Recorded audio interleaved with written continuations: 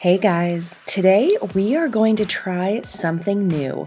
We are going to challenge ourselves by doing a one color challenge. So stick around. Hello colorists, welcome to PencilStash, a weekly show all about coloring. If you're new to the channel, please consider subscribing to get all the new content, and be sure to hit that like button if you're enjoying my videos. Hello Pencil Stashers! Long time no see, but I have been hard at work on my latest coloring page, and hopefully by the end of this video you'll realize why it took me so darn long to finish it and put this video out, because today we are doing the one color challenge. So the rules of this challenge are that I had to pick a random one color and one color only from the regular Roy G. Biv, rainbow array that I have here. And I promise you, I did choose randomly, and I got purple. I have to admit, I was relieved when I got the purple because the second rule of the challenge is that I can choose any pencil from the purple range, so all of the purples. And luckily for me, purple has a fairly large variety, ranging from pinky purples all the way to blue purples. But instead of just throwing all my purples at the page, I did go through my regular exercise of choosing from the range with the help of my color chart and then creating my cheat sheet. And if you missed the video on this one's from about 2 weeks ago. I'll put a link in the description. And this little cheat sheet gives me a handy reference to keep nearby me as I color. And it also ensures that all the purples that I am going to use here all go together. And the page I chose to carry out this challenge with later regret, but that's beside the point, was a page from IMAGIMORPHIA illustrated by KERBY ROSANES. It's this double spread horse page. Tons of little detail in his mane, but I love the way that he's drawn. I think it's very flowy, very beautiful. I thought this would be a fun one. I thought it would be very pretty too if we did it in a monochromatic scheme. So let's get started. Now, the first thing I wanted to tackle was his body, and I knew I wanted to keep it light. With all the busy details in his mane, the body should be relatively simple in contrast. Otherwise, this page would be way too busy or way too heavy looking. So the first thing I'll do is just isolate some areas I want to highlight, and I'm just going to keep those areas blank, meaning the blank white of the actual coloring page, which is a helpful tip to keep in mind if you are doing a one color challenge. You don't necessarily have to color every square inch of the page. You can use the white of the page as your second color to create some contrast. So I'm just going to very, very, very, very lightly outline kind of where I want these highlights to be, and then just kind of work around them, blending them in, just making them look very soft. And by the way, here are the colors that I used on this page. I'm not going to worry about calling them out one by one as I use them, just because it's way too detailed of a page to do a color along. So just use whatever you think goes well together. As long as they're on your cheat sheet or you've tried them out on a piece of scrap paper, you really can't go wrong. So as I do this, let's talk about the challenge itself. When you're limiting yourself to one color or a range of one color, you're really challenging yourself to think outside the box and not rely on the full breadth of the colors at your disposal to bring the necessary energy. It kind of forces you to think of new ways to keep your finished page from looking too similar. For example, if when I was choosing what color I was going to get for the challenge, I was desperately, desperately, desperately hoping to not get yellow. Yellow is a really difficult color range to limit yourself to, so I dodged a big bullet there. But at the same time, it would have been kind of cool to kind of force myself to really think of new ways to make those colors look different.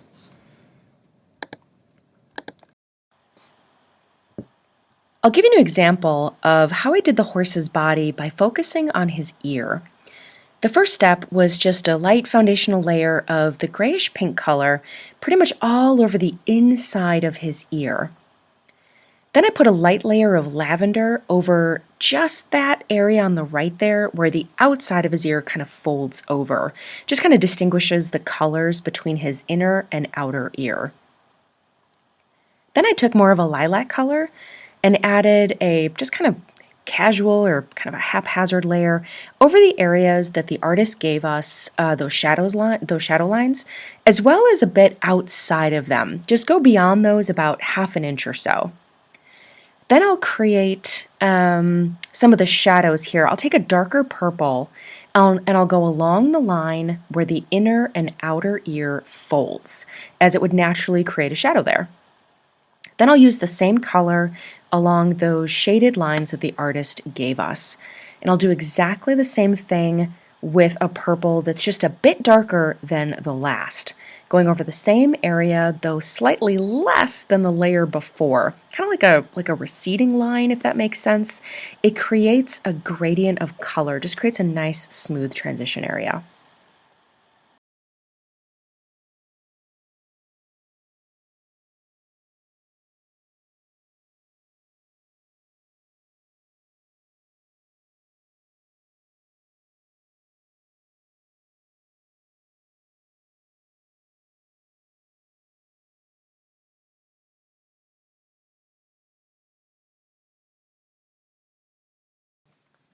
I'm also going to use this dark purple along the horse's hairline to help with the transition between his body and the objects that kind of make up his mane. So this dark blue will kind of go into some of those negative spaces and some of those kind of transition areas, give the illusion of a shadow. And I'm just going to go back in along the horse's cheekbones here, in some of the nooks and crannies, to really drive home his awesome bone structure. I really like how this horse is drawn. And I know I've mentioned this before about this particular coloring book, but I really do like how the artist has drawn in some of the shadows for you. He puts in a lot more than I normally would just with my personal style, but I actually like how it forces me to shade in a different manner than I'm used to, and I'm very pleased with the results.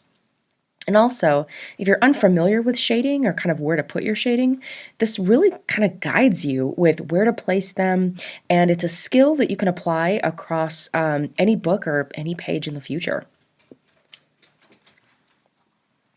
And by the way, I'm so glad to have this super dark bluey purple in my range. I ended up using this color a lot across the page. It came in super, super handy for shading.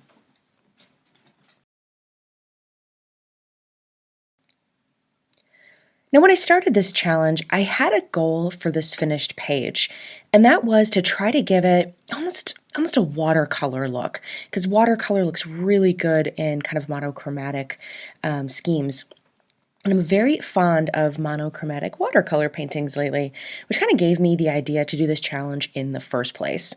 And I'm hoping, if it's successful, that I can expand upon that idea in future videos.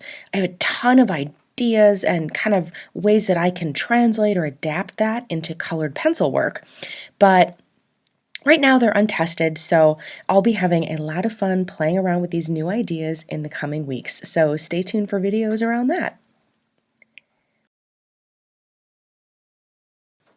Another technique you can employ in a one-color challenge is the use of texture. Now, giving an object texture not only gives visual interest to a monochromatic scheme, but can also drive home some realism in your page as well. Now, I kind of try to use this a little bit on the horse's body, but I found the objects in the mane just a bit too small to really be successful with, but it's a good tip nonetheless. So you can kind of think of textures as like patterns.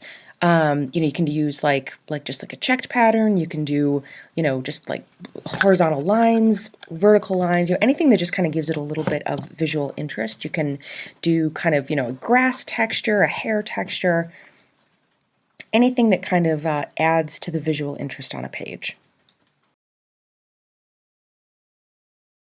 It's also helpful and visually pleasing to space out the tones of your purples across the page evenly. Meaning, if you're going to use a super dark purple, make sure it's spaced out evenly across the double spread page. Don't just lump it into one space on the page and that's the only place that you use it. You got to spread the love. Same thing for the pinky purples. You kind of have to make sure that they're balanced across the page nice and evenly.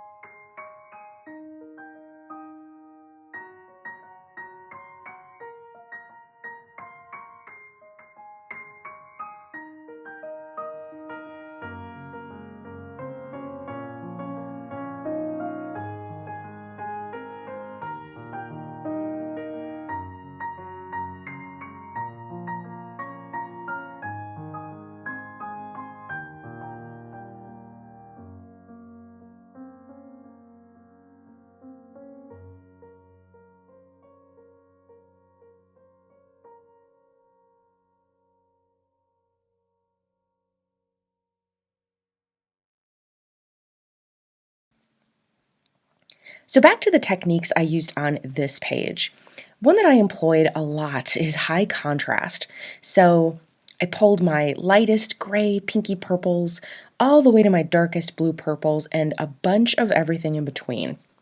And having a large variety, again, really allows you to put colors right next to each other and have them stand out, even though they're within the same purple range. And it really gives the illusion of a much broader palette.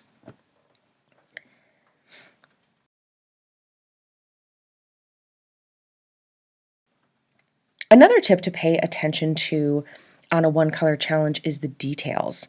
Now, even though the horse's mane has tiny little sections and tiny little lines, try to treat each one as its own little object.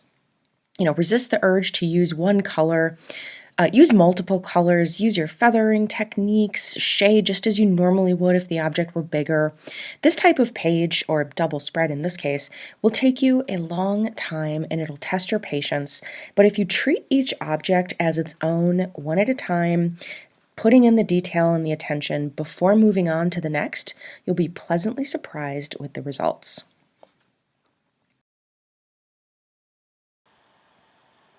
Now I'll show you a feathering technique on these flowers here. Starting at the top with the gray lavender color, I'll place this down about an inch on each of the flowers. And remember to use light pressure so that when we feather in the other colors, it creates a smooth transition. Then we'll switch to a mid-tone orchid color and we'll do the middle section of the flower. And don't forget, remember to overlap into the previously laid down lavender color using kind of a swirly motion. It'll bring the two of them together. Then finish off the bottom with a layer of dahlia purple, the darkest in my trio. And I'm just going to create a nice organic shape kind of up the petals to end this, again using that swirly motion. Then at the end, I'll go over all of it again with that lightest lavender color, and it will act as my blender, bringing it all together.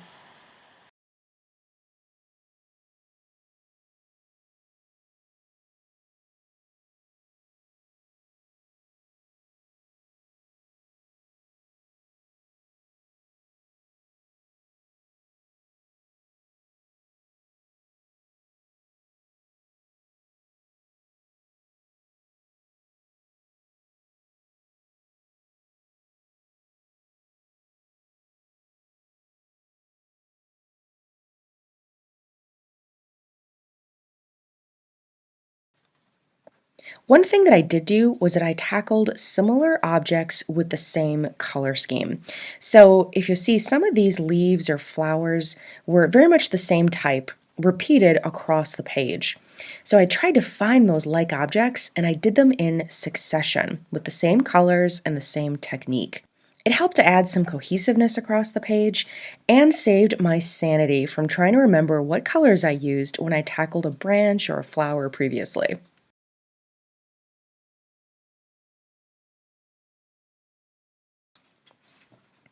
One more trick I'll tell you about is the use of my white pencil.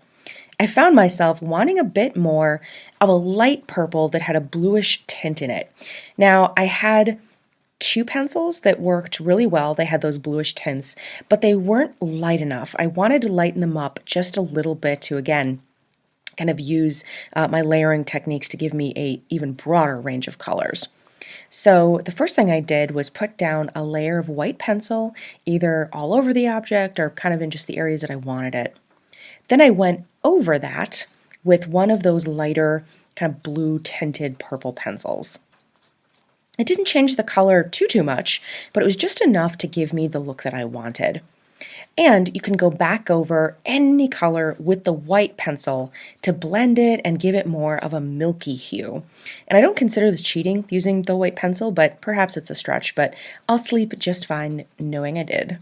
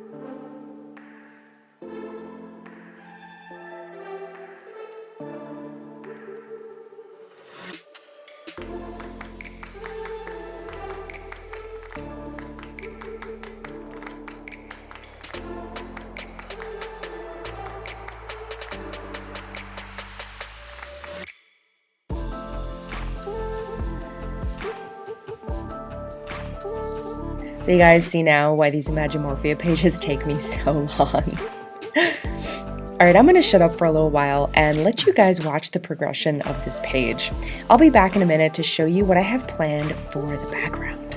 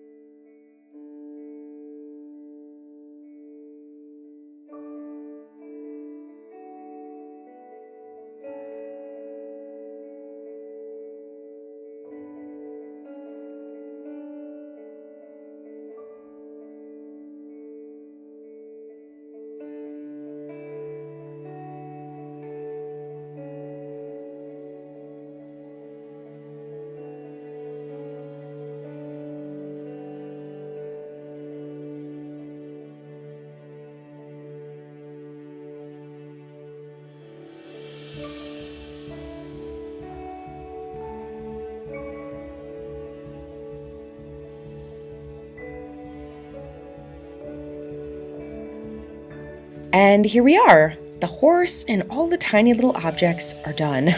It took forever, probably about 10, 12 hours. I should start timing myself for real. But I really like how it came out.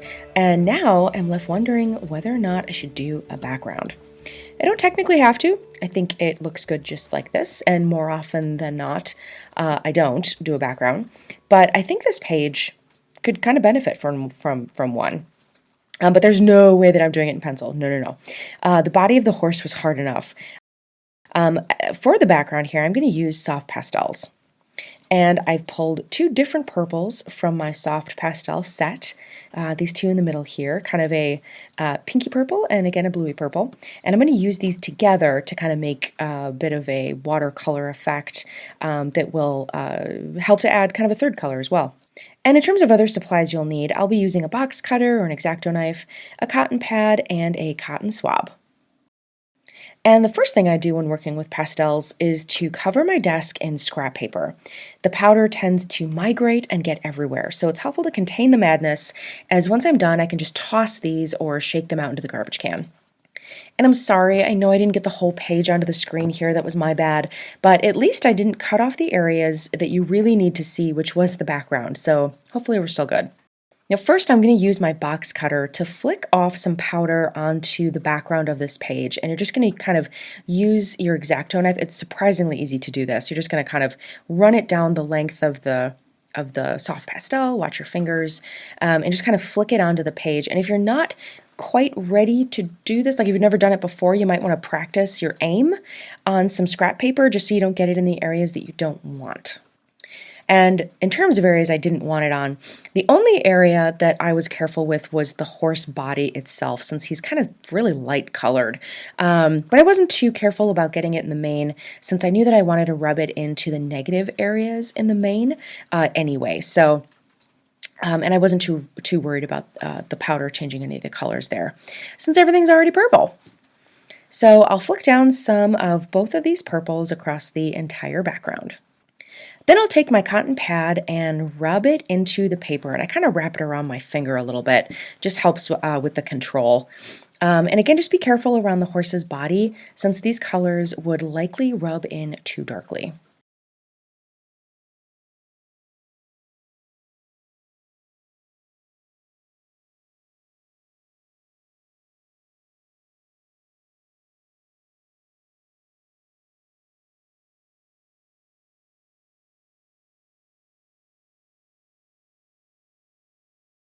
Now I'll just kind of go and do some of the areas that I missed. There's kind of a halo of white around the horse's body here because I was just being super cautious. So I will get as close as I'm comfortable with the pad, and then I will use the Q-tip to get even closer. And to complete it, we'll lock all this loose powder in with a matte fixative spray. I love this stuff. It keeps everything in place.